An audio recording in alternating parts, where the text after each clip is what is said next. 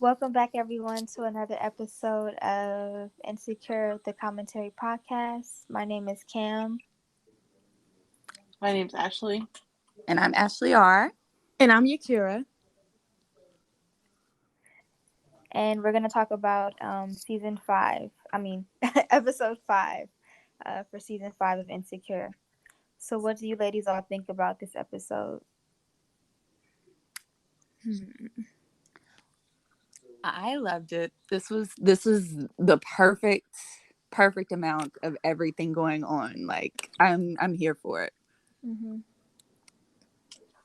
Yeah, I thought it was good. At first I thought it was starting to feel like a filler episode, but then as we got through it, there was some moments in there I'm like, oh, never mind. This is like a pretty good episode, and then obviously the end had a bit of a what?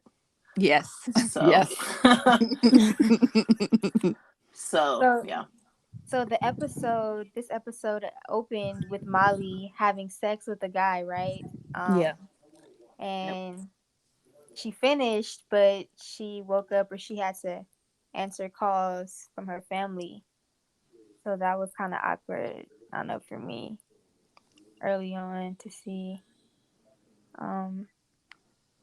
Yeah, how did you all feel about that? Were y'all kind of surprised and like scared? I would say that I'm happy Molly is out here getting her groove on. She is like, I saw old boy last week and a whole new dude. I was like, who is this? Right. Whole new dude. She over here Right. spelling names and she's like, I will be whoever you need me to be with whatever spelling you're doing. Like, So I am here for Molly living her best life in this moment. Prior to the news of, obviously, I mean, I think that's, it's always disturbing when you get like multiple calls from dad, your brother, and you're like, what is going on? Yeah. Yeah. That was.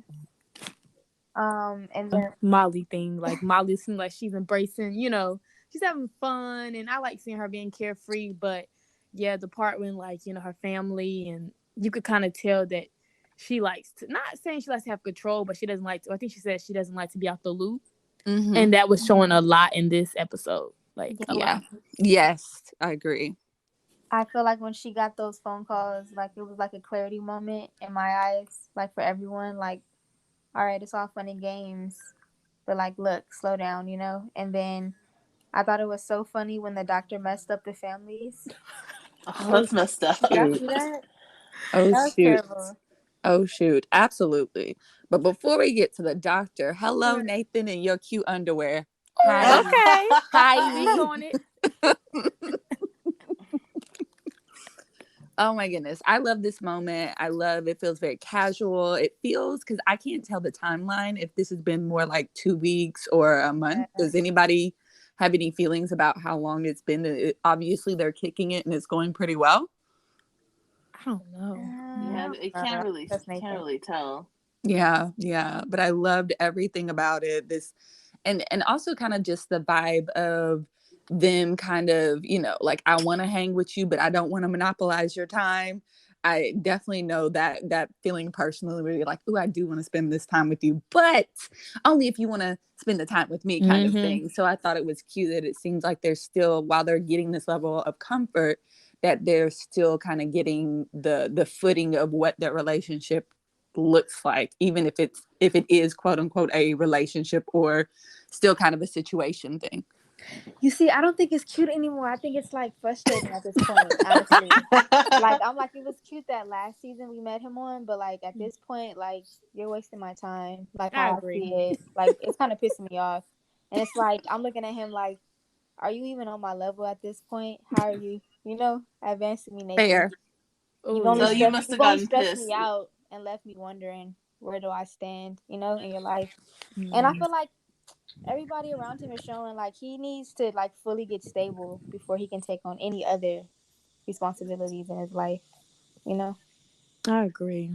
I think you're right about that. Yeah, I like Nathan, but I'm just like, I don't know. I think he might need some time to himself first, and to get himself together, and then maybe he could be with Issa. But it's like, he got too much going on. So I guess you really were mad when with his so-called reply after what she confessed to him. Wait, what? I love you, right? Right? Did he say anything back? I think he No, No. he just kind of put his arm over her and just Wow. like embraced her, I guess. And Wow. Embraced. Like a homie. I was kind of Damn. like, wait, did I miss Wow. something? I replayed it and put the caption on just to make sure that. Okay. Oh, Lord. Yeah. I didn't pay attention to that part. Wow. That's Yeah, I think disrespectful. Wow. That's so disrespectful. I guess he didn't want to say if he didn't mean it, I guess, but he could have said something else, like something. I don't know. Yeah, something. Funny. So then we go to the hospital scene. Now we find Molly in the Right. hospital with her family, still wearing the dress from last night. Yeah. Yes. The Cute doctor dress. comes out with the grim news of like, it's time to say goodbye. And everybody goes to the hotel, or not That to the shit hotel, was to the crazy. room. That Yes. shit was crazy. I was horrified. That was too sudden. Oh, it was very scary. But that idea, when you get in there and you realize this is not even our mama, like this I'm like, ain't the what? person. And the At first, I doctor thought it was a grandmother or something. And I was like, Right. I love that the dad was all types of offended. He was like, does she look like you would be my cohort? and then you see the other black family, and this is Did you awkward. see that? That was crazy. Did y'all catch the joke when the person was like, sorry for your future condolences or Yeah, something I like was that? like, Lord. I was like, no, absolutely not.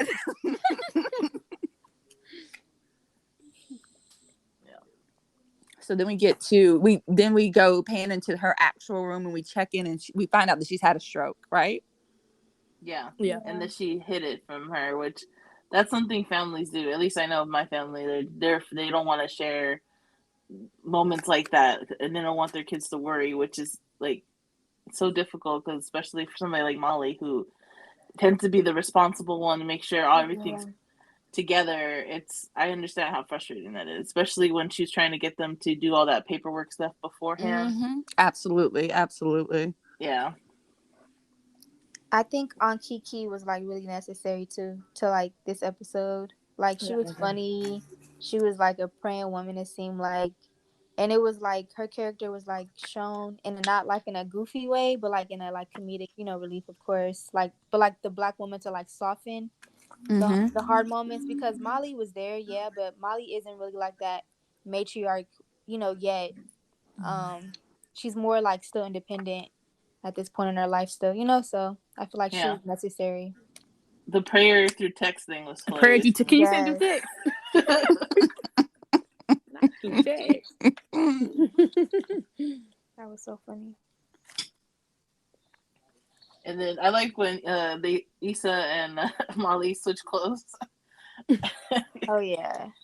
And then she was walking out in it, and yeah, that was pretty funny. And then the whole I think one thing we talk about is when that Issa called her mom, and then everybody felt like they needed to call their mom at that moment. Mm-hmm. And then her mom called her, and you could tell she kind of low-key regretted calling her mom, because now her mom wants to spend almost every Sunday with her moving forward.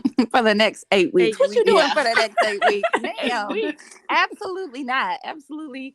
I just called to say hello. Haven't told you lately that I love you. I love you. Okay. And, Oh, take it. The funny thing, but like going back to them switching clothes, I do love the fact that Issa and Molly are in a much better place. That instant drop what you're doing. Let me go check on my girl.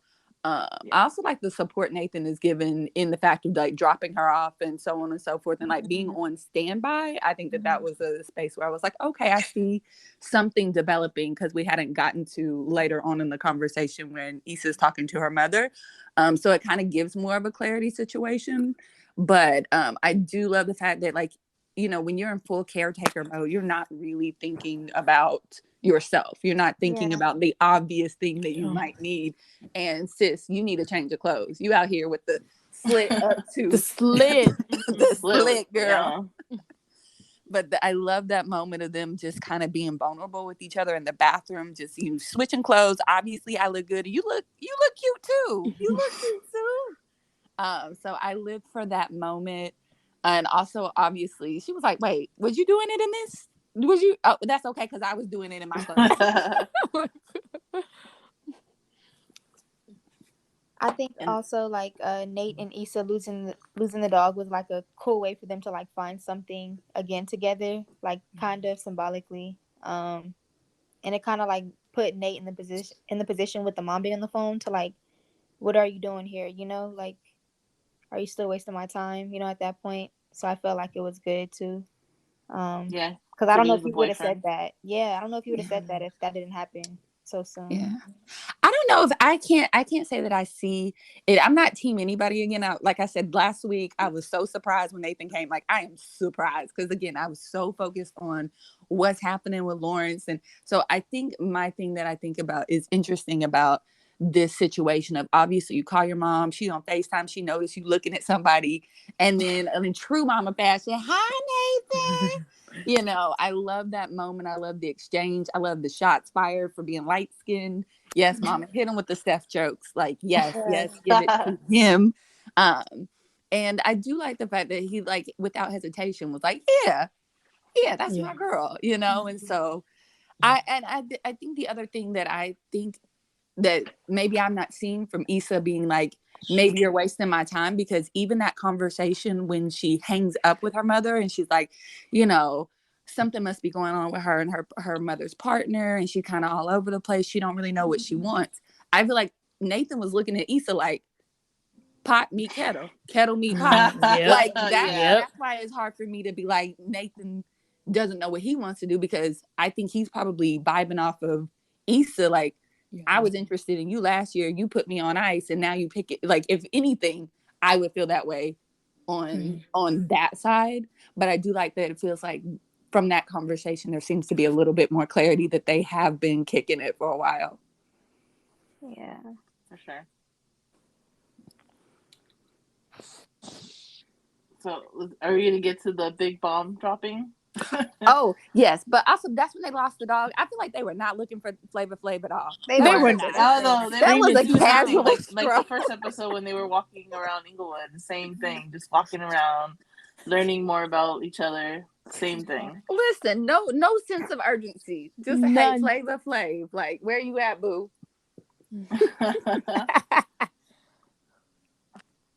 But yes, let's get to the dropping of the bombs. So yeah, we see Issa walking around the hospital. There's an awkward moment with her, what the hospital bed thing they were had, and then out of nowhere she sees Condola with her baby, and then you see Lawrence, and yeah, it's just bomb, Condola, baby, then Yeah. Lawrence, and then Lawrence seeing Issa. That was a lot, especially after just, of course, once Issa was able to finally like kind of, okay, me and Nate are now, to get, we finally kind of a label to it, and then there's her ex right there. So what are Yeah. your guys' Yeah. thoughts? Yeah. Well, before I want to go into that, I do want to say like the fact that going back to quickly Nathan and then going forward to Lawrence is that moment when they're sitting and finally I guess Flavor Flav comes back and she's saying all these good things and she's affirming Nathan, and she said I couldn't do it without you, this day wouldn't have happened, and then she says she loves him, and we've already spoken that like he didn't respond. I was so into her saying that she loved him, I didn't even notice it. I was like, oh, like having my moment, and it wasn't until I think afterwards that I'm like, oh, he never said anything. So it does make me wonder how she feels going from that, from that situation. And then obviously going to the hospital and that moment when you see, your ex and the baby. And I love that Condola didn't see anything at all. Like she didn't catch it. She didn't clock the moment. But that split second when Issa is just standing there watching, I was like, oh my gosh, like holding my breath for the moment when they lock eyes. Yeah. And I love that she just kind of like walked away. Like it wasn't nearly as awkward as Issa would. You know what I'm saying? Normally she would probably fallen or something really ridiculous. I love the fact that she was just like, oh yeah, let me get out of here. Yeah. Yeah. But did you see whatever the clip for next week's episode? Oh yeah, I sure did. I hope that was just like a what's it called, like her a dream, her moment. daydream. Yeah. Mm-hmm. Yeah, because I was like, please tell me you're not gonna do that. Yeah. Yeah. I hope that it also is a daydream. Because what do you say? I want to know what comes after that, if that is the moment where you're like, wait for what, sis? What we talking about? Yeah, no. Yeah, I mean, I feel like Issa was already prepared though for that. She knew what she was up against. It's just like she's seeing it in reality, and that's what's really gonna make it like affirm her decision that she already had made earlier. But you know, it'll sting for a bit, but she'll be okay.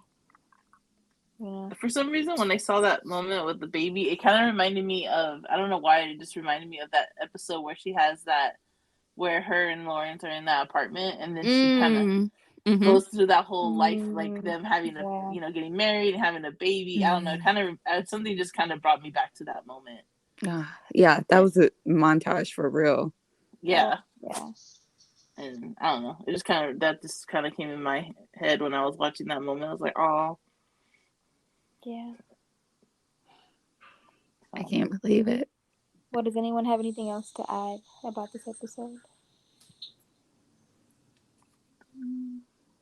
I think overall was good. I love the fact that it did kind of start off as it started. I love to see the dynamic, the switch, obviously, of Molly and Issa again getting closer and closer.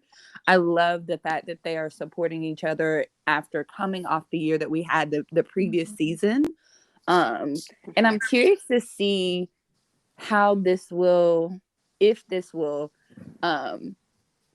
prompt, outside of maybe her daydream, that I'm hoping this is a daydream, but like if it will prompt a reach out or something from either, who's going to reach out first? Maybe is it like, who is going to be the person? Will it be Lawrence? Will it be Issa? Because again, in this moment, Condola sees nothing, so it's just Lawrence and Issa having this shared moment. So I'm curious of who's going to reach out and what that conversation will look like. I'm also curious if Lawrence at this point has moved back yet, or if he's still just doing and I can't imagine that he is just commuting at this point because he is now at the doctor's appointment. So I'm assuming that he may have already moved back if that's where he's going. Yeah. Yeah. Thanks, ladies, for another great episode. And please come back next week to hear our takes on episode 6.